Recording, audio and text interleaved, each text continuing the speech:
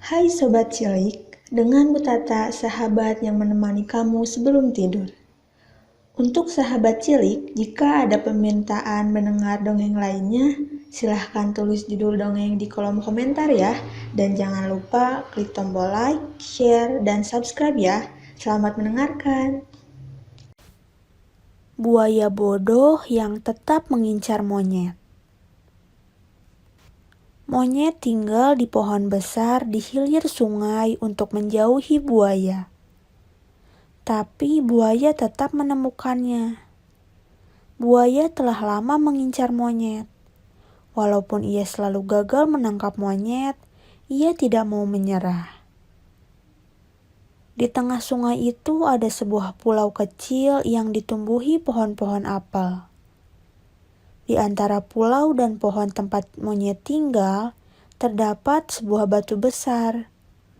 Monyet biasa melompat ke batu itu, lalu melompat ke pulau untuk makan buah apel. Aku akan menangkap monyet saat ia pulang dari pulau, pikir buaya. Saat malam tiba, buaya naik ke batu di tengah sungai. Ia menunggu monyet melompat ke batu itu. Saat akan melompat untuk pulang ke pohonnya, monyet melihat bayangan hitam di batu. Kenapa batu itu terlihat lebih tinggi? Jangan-jangan ada buaya di atas batu itu, pikir monyet. Monyet mencari akal. Tidak lama kemudian, ia berteriak, "Halo, batu?" Tapi tidak ada jawaban. "Ada apa, wahai batu sahabatku? Biasanya kau menjawab sapaanku," kata monyet lagi. "Oh, jadi batu ini biasanya bisa berbicara. Aku harus pura-pura menjawabnya agar monyet tidak curiga," pikir buaya. Buaya pun menjawab, "Ada apa gerangan? Ini aku batu."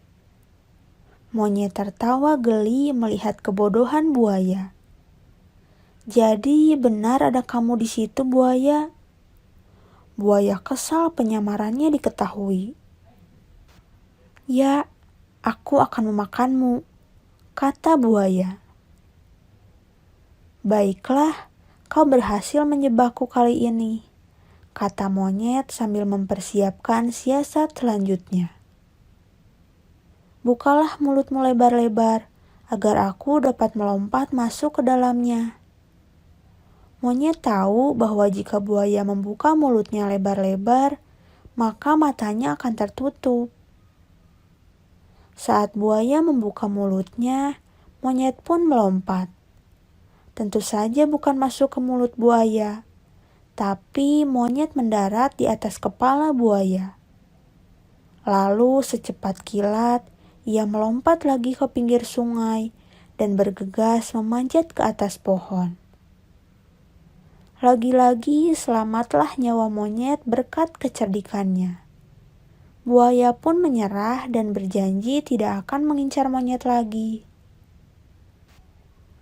Pesan moral dari dongeng ini adalah, jadilah anak yang cerdik dan banyak akal, agar tidak dibodohi orang lain.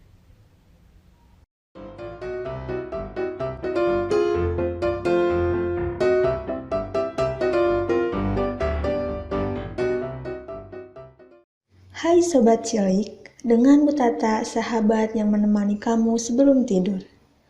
Untuk sahabat cilik, jika ada permintaan mendengar dongeng lainnya, silahkan tulis judul dongeng di kolom komentar ya. Dan jangan lupa klik tombol like, share, dan subscribe ya. Selamat mendengarkan. Tikus hitam dan tikus putih. Tikus hitam dan tikus putih sudah bersahabat sejak kecil. Tapi kehidupan mereka sangat berbeda.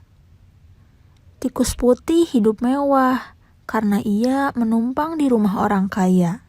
Sudah pasti ada banyak makanan di sana. Sedangkan tikus hitam tinggal di kebun. Ia melakukan semuanya sendirian. Namun, ia memiliki rumah sendiri, meski tak mewah, tapi nyaman untuk ditinggali. Suatu hari, tikus putih berkunjung ke rumah tikus hitam. Saat itu, tikus hitam sedang memanen hasil ladangnya. "Kawan, mengapa kau harus repot-repot menanam di ladang? Lebih baik kau ikut ke tempatku. Di sana ada banyak makanan yang sangat lezat, tanpa perlu repot-repot menanamnya," bujuk tikus putih. Mendengar hal itu, tikus hitam menjadi tergiur. Ia pun bersedia pindah ke rumah tikus putih. "Wah, nyaman sekali tempat tinggalmu. Semua makananmu lezat, kasurmu juga sangat empuk. Sepertinya aku akan betah tinggal di sini," ucap tikus hitam sesampainya di rumah tikus putih. Tikus putih tersenyum bangga, lalu berkata, "Anggap saja rumah sendiri, kawan." Tikus hitam menikmati tempat tinggal barunya. Tapi setelah beberapa hari tinggal di rumah tikus putih, tikus hitam mulai merasa tak nyaman. Ia baru tahu bahwa semua makanan lezat yang didapatkan tikus hitam adalah hasil mencuri makanan milik pemilik rumah.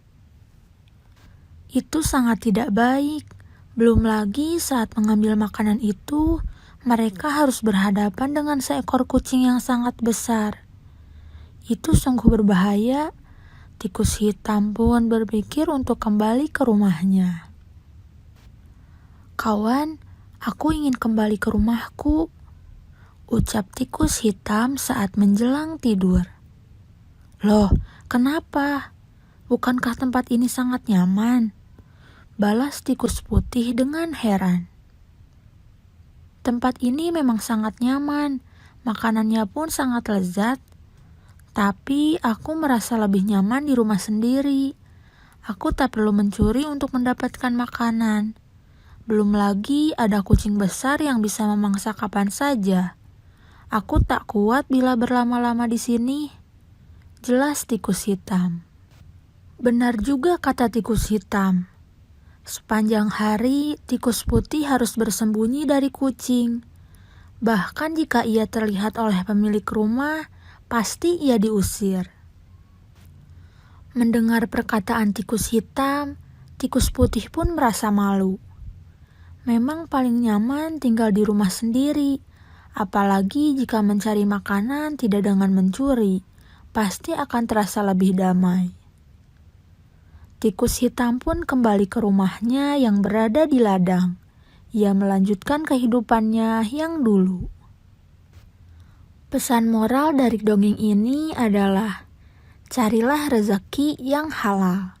Dan seperti apapun rumah sendiri, itu akan lebih nyaman dibandingkan rumah orang lain.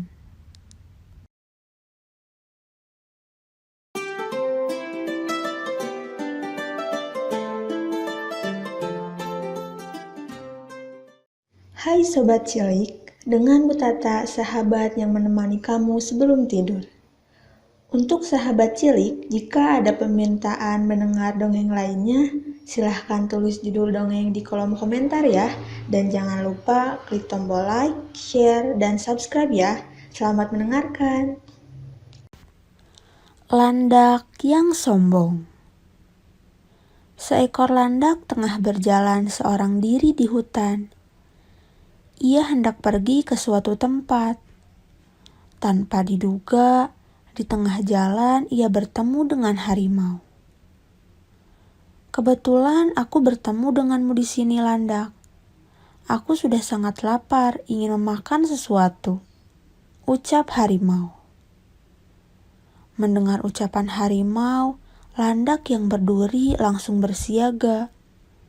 Duri-duri di tubuhnya berdiri, berjaga-jaga jikalau harimau menyerang.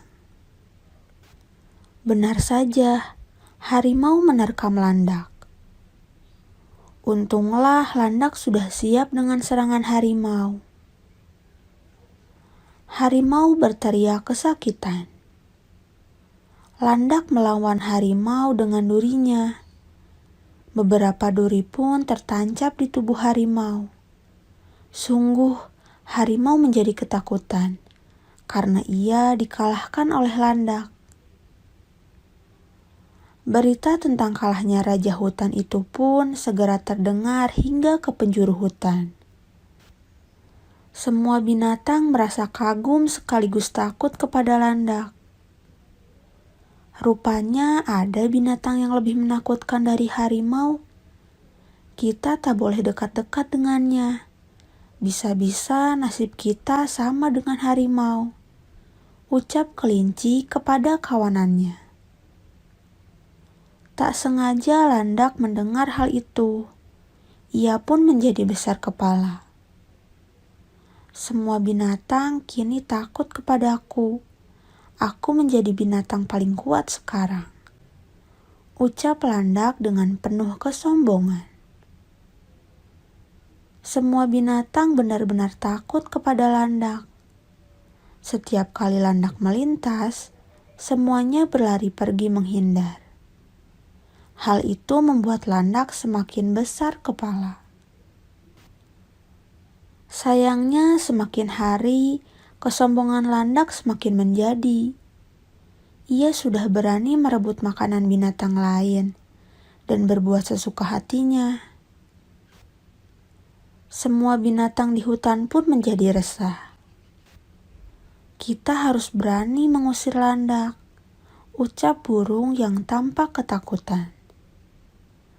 Benar, mulutku saja menjadi sakit gara-gara berusaha memangsanya, sahut buaya. Tapi apa yang harus kita lakukan? Mendekat saja kita takut, timpal kerbau. Semua binatang berpikir bagaimana cara mengusir landak. Tak ada yang berani melawan landak. Landak pun semakin sombong dan semakin dijauhi oleh binatang lain.